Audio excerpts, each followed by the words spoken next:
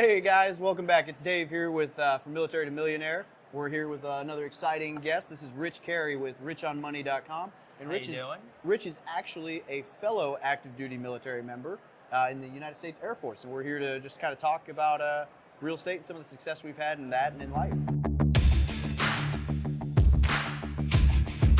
So Rich, why don't you tell them a little bit about yourself?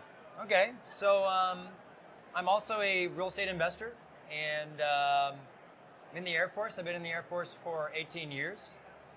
Planning on retiring in about a little less than 2 years now. But I currently have 20 properties. The unusual thing about my situation with real estate is that my 20 properties are, they're all in the same city, and they're all single family homes, but they're all paid off. I don't have debt on any of them, which is, some investors would say that's crazy, but I would say that's totally awesome. So that's my story in a nutshell. Yeah, and I'm on the total opposite end of the spectrum, as you all know, but I still would not say that's crazy, because what he's done is made himself recession-proof. There's really nothing that can come, knock on wood, nothing that can come and take away Rich's properties. Maybe Katrina or something. Yeah. I mean, I suppose, but that's why they have insurance, right? Right. So, yeah, so that's a little bit about Rich. So what, and so we met a long time ago, I guess like 2 years ago, a year ago, through Bigger Pockets and just hanging out and networking. So there's my shameless plug to get out and network with fellow real estate investors, go to meetups, learn from people, and just hang out and get to know people. You'd be amazed what happens. But Rich, what kind of advice would you give to, like, because we're kind of geared towards the younger audience, as far as I'm geared towards like things that I wish somebody had tried to tell me when I was younger. Right. What kind of advice would you give to a service member that's looking to get into real estate or finances? Well, I mean, so again, my advice sometimes will be different than, it might be different than your advice, and it might be different than other real estate investors, but I'm going to give my core advice. And this is specifically for military members. Because military members have to move every, 1 to 3 years. And it's difficult for us to purchase houses. It's difficult for us to know when to purchase houses. Yeah. I've seen a lot of military members get in trouble buying houses and then having trouble renting them out or not being able to sell them or something like that. Absolutely. So what I would say is there's this sort of like myth in the military. There's this, I would call it a myth. The myth of the mystical military member, those are like all M's, who buys a house at every single duty station no matter where he goes and then retires like a millionaire. Now it works. In certain cases, that person will hit the locations right and buy at the right times in the cycle and retire a millionaire. But I would argue that in most cases, he'll end up buying at locations where that ended up not working, and he may end up in some trouble. And so I would say don't buy at every single location. There's actually some rules as to when you should buy houses and when you shouldn't. If you just buy blindly at every location and think you're going to rent it out when you leave, you'll end up in trouble. Absolutely. So that's kind of my core advice to military members. And I think the way that I would phrase it is don't buy a property unless you know it will make money when you move away. Absolutely. And I know you guys have heard me say the same thing. Oh, good. Whether I didn't know if I was contradicting you or not. No, whether it's on a debt platform or a no debt platform.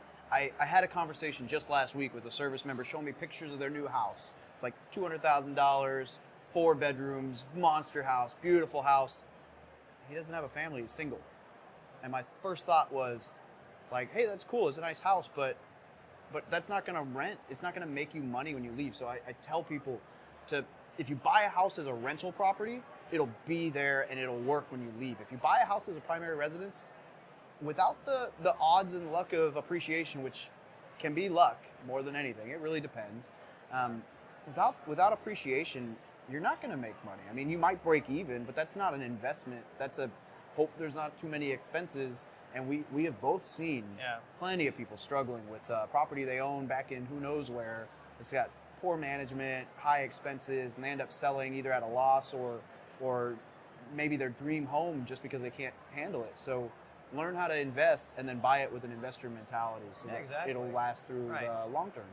So to kind of add on to that, I guess I would say, what's the problem with buying in every location? I think what I've kind of found is that it makes a big difference, high cost of living area versus low cost of living area. Like, you live in Hawaii, right? Live on base, and I'm all about real estate. Yeah. Did not buy there. Yeah, so when people move to Hawaii in the military, I think some of them, and a lot of times it might be the military member, it might be the spouse, or it might be both. They just want to buy. Like, they want to buy.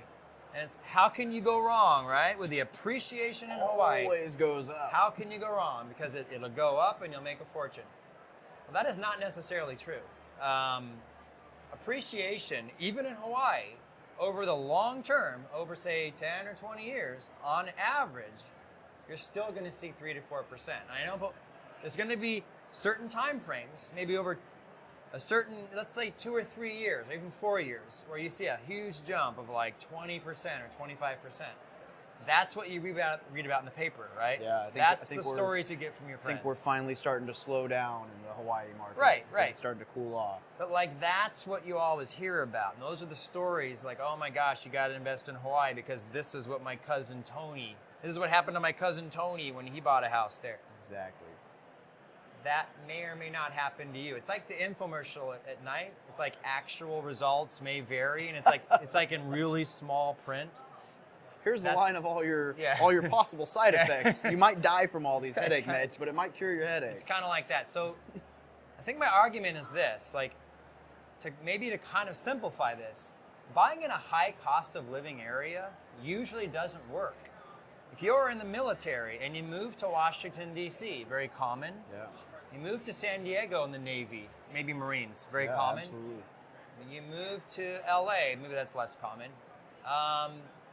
Honolulu, if it's a high cost of living area, you are probably better off renting and maybe like trying to bank some money or living on base and saving up for that future down payment, where you move to an area where prices are lower, you know, maybe your next location, and you have that down payment ready for prices that are more favorable. That's what I would argue. Now, the second argument is you could do like what you did, where you're in Hawaii and you figure out a way to, you know, buy long distance, which is what I do. Buy long distance in a location where it's a low cost of living area, and you can sort of make like the price to rent ratio work, where you know that when you rent that property out, you're making good money. Because that just doesn't happen in a high cost of living area. So I guess that's my next advice, is just high cost of living. Generally, you can't make the numbers work. That's what Absolutely. I'd say. And I would agree with that. So bottom line, guys, be smart, learn, and view your house as an investment if you want it to be an asset. If you don't view it as an investment, it's not going to be an investment. Don't buy it as a primary residence just to say, look at this awesome house I own. Set yourself up for success in the long haul. Right. All right, well, that's all the time we got. Thanks again for letting us utilize this. We're at FinCon here with the NIFI video booth, and I really appreciate them letting us take a chance in using this awesome booth. So Rich at richonmoney.com. Check out his blog. We are super stoked to bring you this content and to keep talking about real estate. Hey, thanks for having me. Thank you very much. Awesome. Thank you. Yeah.